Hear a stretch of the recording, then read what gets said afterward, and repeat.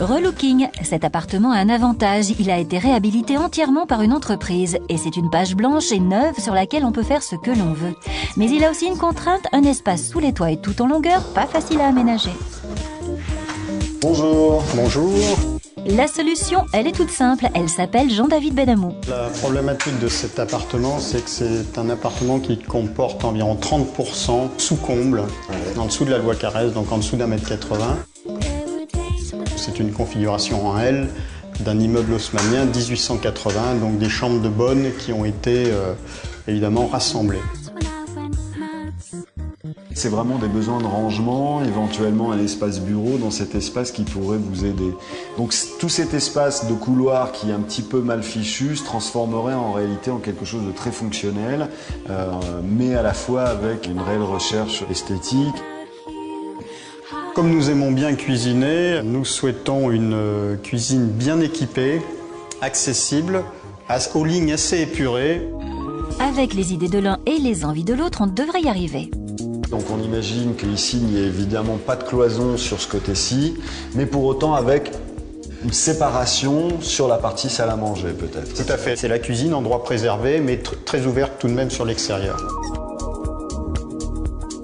Nous souhaitons avoir un véritable espace, salle à manger, salon, coin de réception culinaire.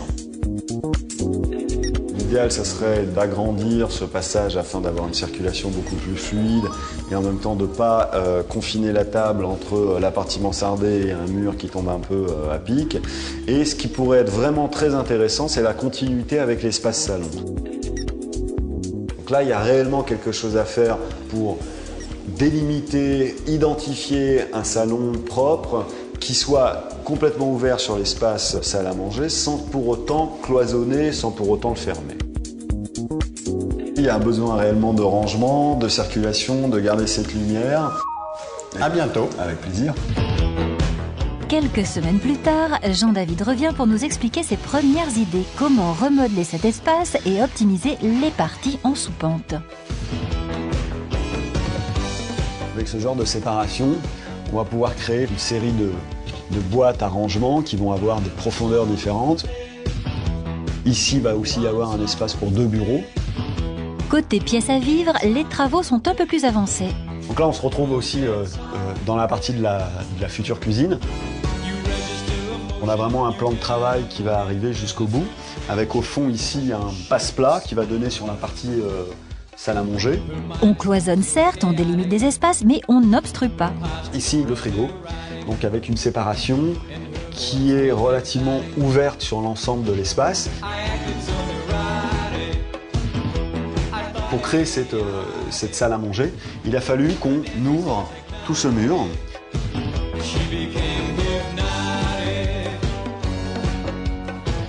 On avait donc un mur qui arrivait là et qui repartait ici.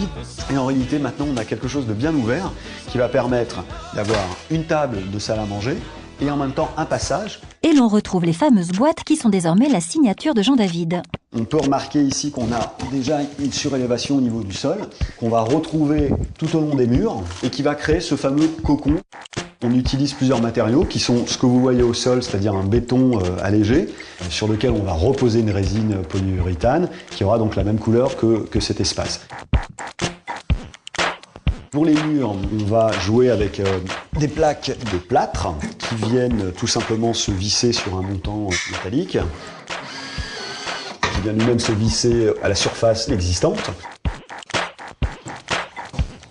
C'est une technique qui est loin d'être nouvelle, qui a plusieurs avantages, la légèreté du matériau, la rapidité de mise en œuvre.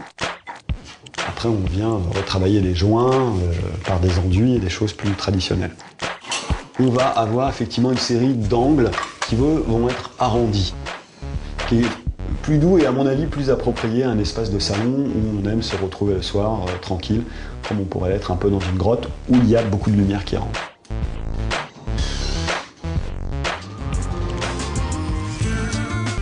Quelle chance pour Jean-David, on lui a confié une page blanche, mais ses dimensions sont contraignantes sous les toits et tout en longueur. A-t-il réussi à l'aménager? On va le savoir tout de suite et le découvrir en même temps que le propriétaire. Surprise, grosse surprise.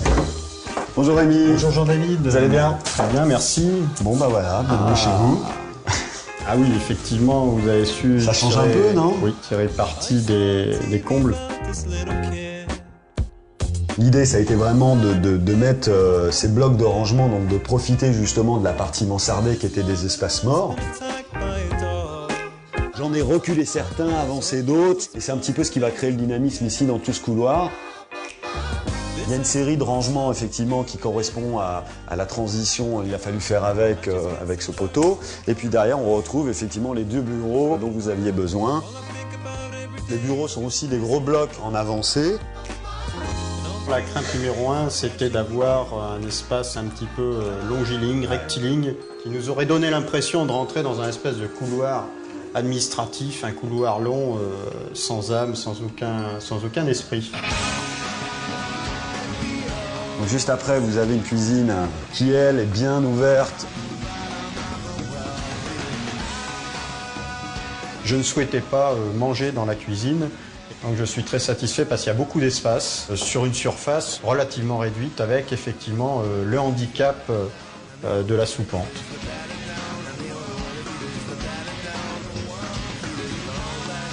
Je vous invite à passer dans la salle à manger. Oui.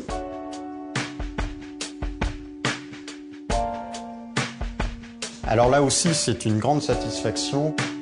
On retrouve de la profondeur. On a toujours une circulation à partir des chambres.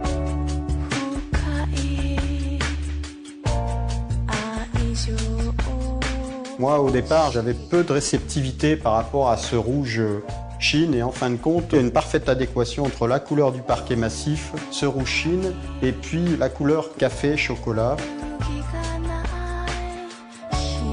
J'ai remarqué que vous aviez placé quelques très belles lampes, dont celle-ci.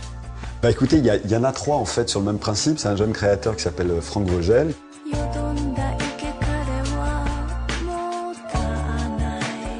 Moi, ce qui m'intéressait sur celle-ci, c'était justement le rapport avec le rouge chine qu'on trouve derrière. Ça ne pouvait pas être une autre lampe que celle-ci.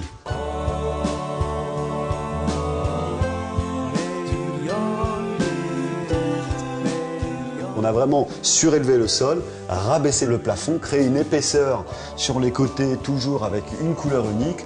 Et on n'a que ce fond qui est blanc et qui, du coup, agrandit vraiment cet espace salon, qui n'est pas très grand, mais qui a tout ce qu'il faut. C'est l'espace bien-être par excellence.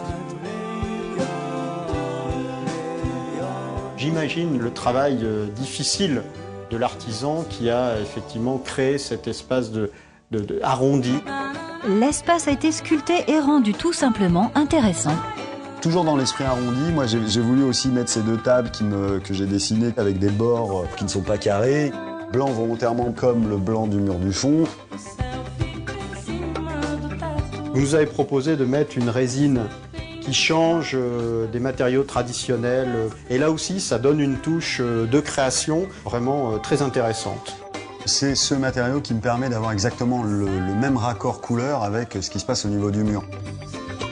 Félicitations, le pari est réussi, il n'était pas facile à tenir. Je vous remercie et je vous invite à ce qu'on se fasse 2-3 merguez dans le feu de cheminée si vous voulez. Eh bien, Jean-David, les merguez dans le salon, ce sera la seule faute de goût et on a bien cherché, c'est vraiment la seule. Un couloir, 2 pièces. Des recoins utilisés au mieux comme la cuisine qui a même l'air spacieuse, ouverte mais subtilement séparée du coin salle à manger. Et pour finir, le cocon, le salon pour lequel Jean-David n'a pas hésité à rogner sur la hauteur sous plafond, esthétique et confort parfait.